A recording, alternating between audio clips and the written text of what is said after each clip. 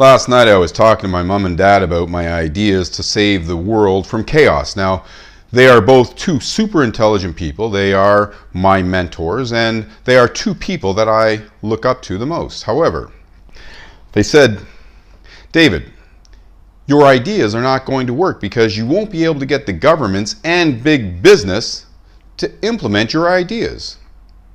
And I thought to myself, I know we only need to get the government to implement it, and I thought everyone else did as well.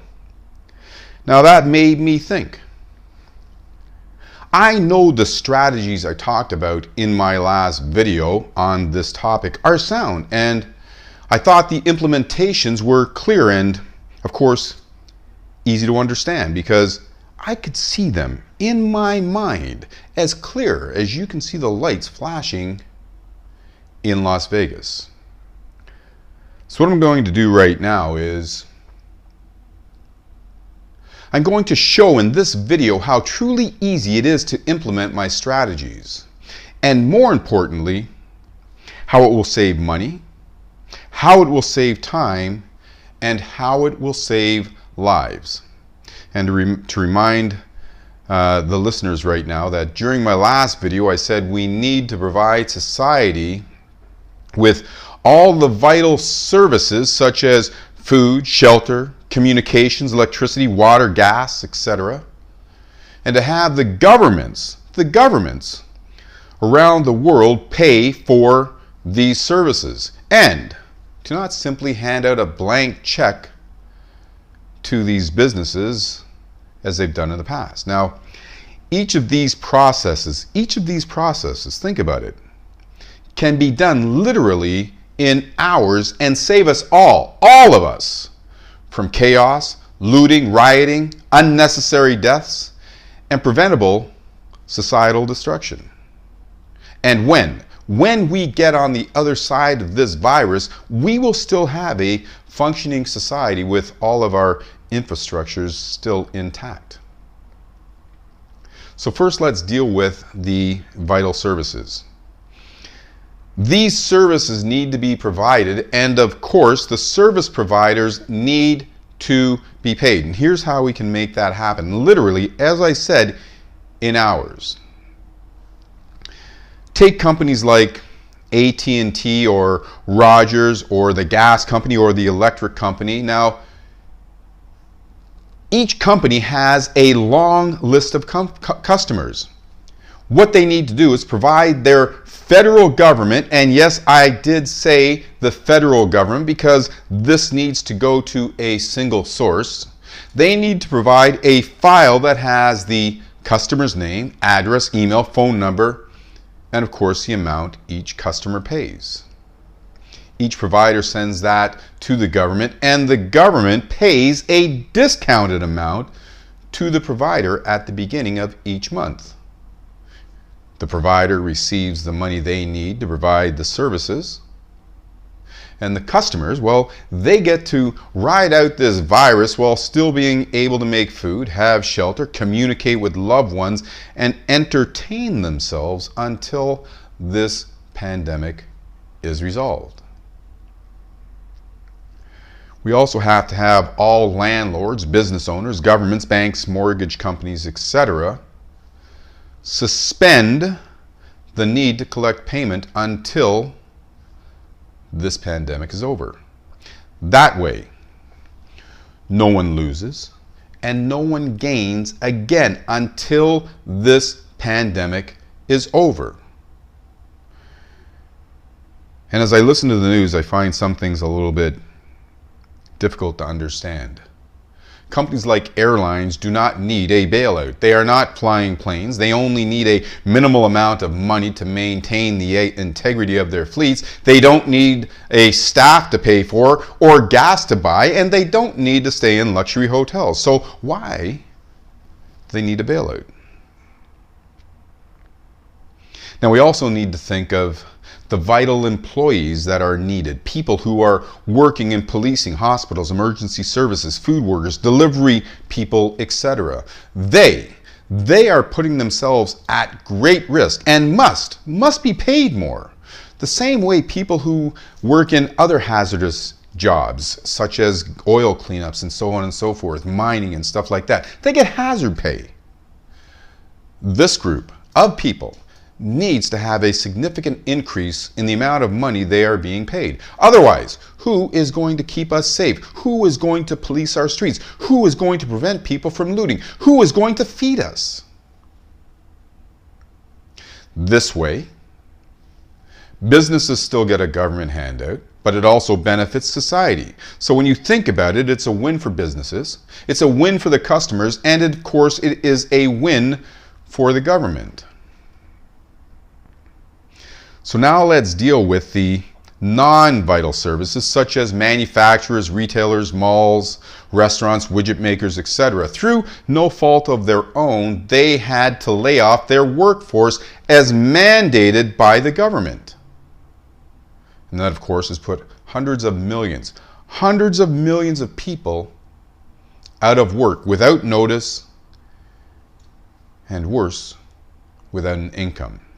Very few households have money to last even a few weeks. And this has already been over 8 weeks.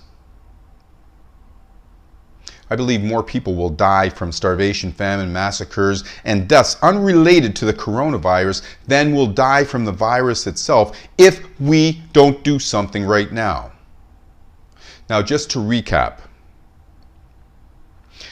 we can stop that from happening, and here's how. Each business, whether they have 1, 10, 1,000, 100,000 employees or more, need to provide the governments with one file that contains the name, social insurance number, or ID number, address, phone number, and amount each employee is paid on a weekly basis. These are computer files that can be put on a drive and sent to the government literally in minutes. The governments now take those files and pay a discounted amount to each person. Discounted because that person has no need for travel, no need for parking, no outside food, etc. Therefore, they need less money. And I know that the government can write a computer script in at most a few hours and load it into the accounts payable files for easy tracking. Now, all of these monies must be forgiven by the government because it wasn't the employer or the employee or the government's fault. And when you think about it, when you really think about it, what is being suggested right now is well-meaning. And it is really a better decision than some of the decisions that are being made right now. Think about this. Having people individually apply by the tens of millions every week is a nightmare for both the governments and the employers trying to manage it. Imagine trying to process or attend to each individual need. It could have a greater negative financial impact than the virus itself. And while they are being processed, people are dying. People are looting, rioting, and people will be committing mass murders. The solution can be done in under a day with the right commitment by all parties. Now, there's also the non-vital services such as furniture companies, clothing companies, office supply companies, and the like. They will not go out of business because they will still be able to provide their products through online delivery services and continue to make an income and provide employment. Now, my suggestions have these effects. Instead of processing hundreds of millions of individual applications, the governments only need to process tens of thousands of files from the businesses. They can easily handle that load because they are doing it right now. And as I said, the governments can create a script that shouldn't take more than a few hours. And if they have trouble, I can help with it. I will have my programmers categorize the files, submit them, and ensure the hundreds of millions of starving people get the much needed relief they need in days, not in weeks, and sometimes perhaps never. And please, we don't need task forces to think about this, or focus groups, or lobby groups, or strategizing to implement these suggestions. All we need is cooperative actions right now. And as I said, I'm even willing to offer my services for free. Now, let me summarize what I'm suggesting. All businesses that provide vital services will submit a single file that contains all the information of the consumers who need to be supplied with services. And the government will pay that amount once a month until this pandemic is over. All businesses will provide the governments with a single file that contains all the important information so that people can get paid once a week or twice monthly until this pandemic is over. Now, have I repeated myself? Yes. But please keep listening. Because all financial institutions and landlords need to suspend asking for payment until this pandemic is over. All the monies will be forgiven and they will not need to be repaid back to the governments. Because it's not like we haven't lent foreign governments or big businesses billions of dollars only to write them off when things went sideways. This is emotional because it matters. Now, why do we need to do this? Because as I was driving down the streets today, I now see stores, office buildings, boarding up their businesses thinking it will protect them from looting when the riots begin. It won't. That and so many other reasons are the reasons we need to implement these measures now, because it means lives will be saved, businesses will be saved, infrastructures will be saved, and we will have a world that is not destroyed by civil disobedience once this pandemic is over.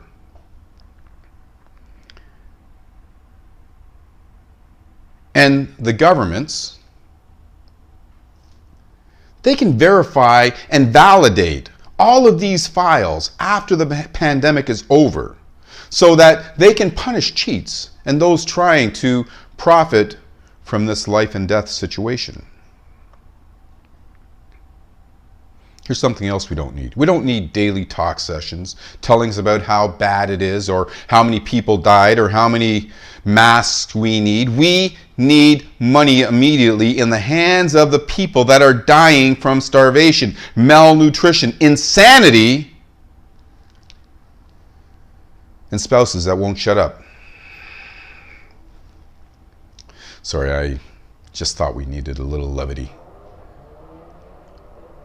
And we also need to start doing daily talk sessions telling us about how many lives we saved today, how many scientists are working on a vaccine, how close we are to a solution, and perhaps watch reruns of Mr. Rogers' Neighborhood.